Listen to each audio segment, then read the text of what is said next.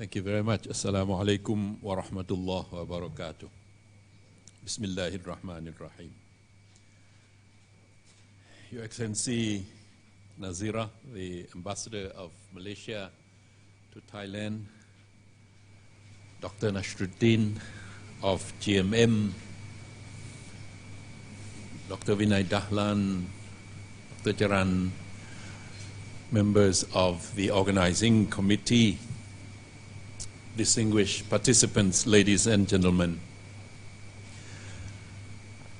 I accept this invitation with a sense of humility,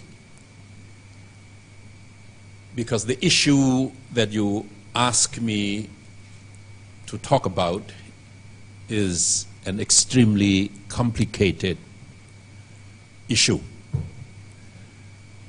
That's why I came with all these books, so that if I need some references, at least I can open up and show you. That's a scholar in me. I have been in the profession of diplomacy for the last 40 plus years, but deep down, I'm still a student who is always in search of more knowledge, more understanding, and more guidance. And when I say that, it is not very much far away from the issue that we are addressing today. I think the problem of extremism, the challenge of fundamentalism, and the derivatives of these two have something to do with the lack of what the philosophers would call the philosophical humility. Meaning, I know that I know very little. Meaning, well, in the tradition of Islam anyway, the wisdom from the pondok, from the madrasa, from the schools here in southern Thailand, southern Philippines, Malaysia, northern. The wisdom of the madrasa is at the end of your reading the text, the Quran or otherwise, with your students. The professors, the gurus, invariably invoke this phrase, Wallahu a'lam.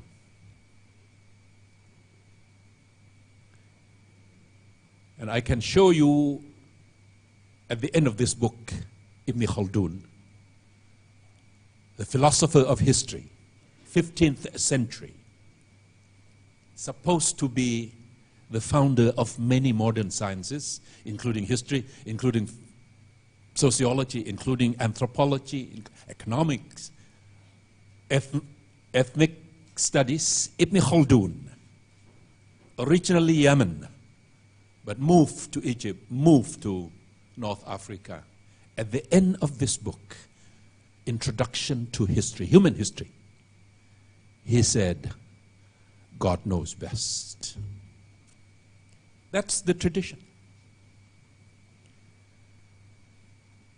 The realization and the awareness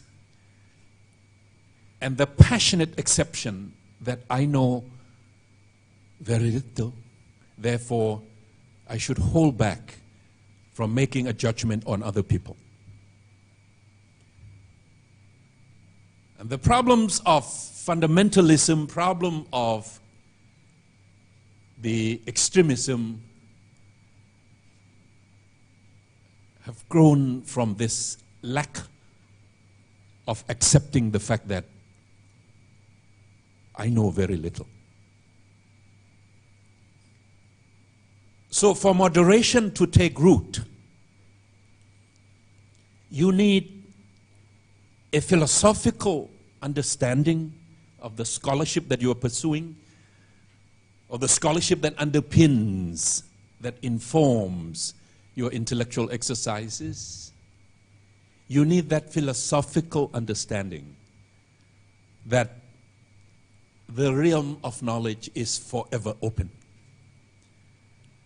And human beings are creatures of Him who are provided with hikmah, the faculty of reason, rationality, that we can use our mind to understand the natural phenomena.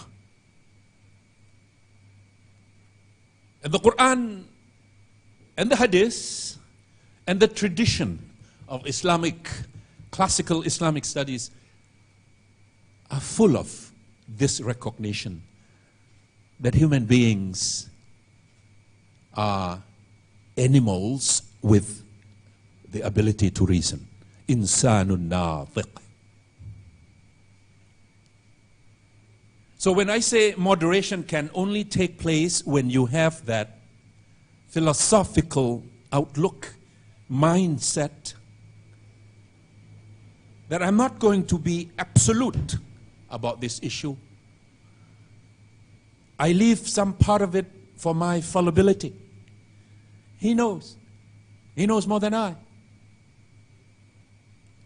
So what I'm telling my students, or what I'm writing, or what I'm communicating, or what I'm pronouncing, what I am judging, maybe only 75% right, maybe only 50% right, maybe 50% wrong, maybe 75% wrong, maybe I am right only 25%.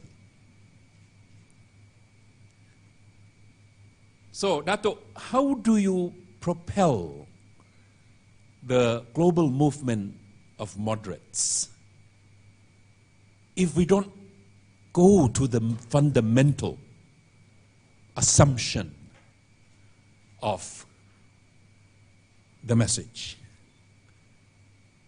Moderation means I restrain myself from calling you a kafir, from saying that what you're doing is haram, from saying that my opinion is the only one that is right, that is correct. The rest are nonsense. That's absolutism. That's dogmatic. That's the narrowness of the mind rather than the openness of the intelligence. I went to Oxford for a year. I never had British education. I was, and I am proud of that affiliation with Oxford. I bought a pin. In fact, the cufflinks are still Oxford. I bought a pin and put it here. Not this one. I walked into the Regent Mosque in London. And I was dragged by hand. Take that pin out. I guess the assumption is God doesn't want to know, doesn't need to know that you are affiliated with Oxford. But I said, MashaAllah, I didn't think anything about this thing. I am here to pray. I just happened to be here at the Asr time, afternoon prayer. I just want to pray. That's had nothing to do with my being here trying to pray with you, but this scholar, wheelchair from the Sudan, in white, said, take it out. You are not supposed to wear anything in the front of Allah subhanahu wa ta'ala. Now, if you are moderate, you are not going to call that kind of judgment.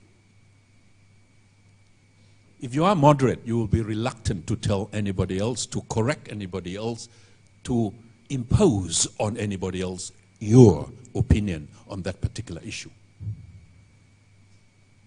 That's why I think we first have to address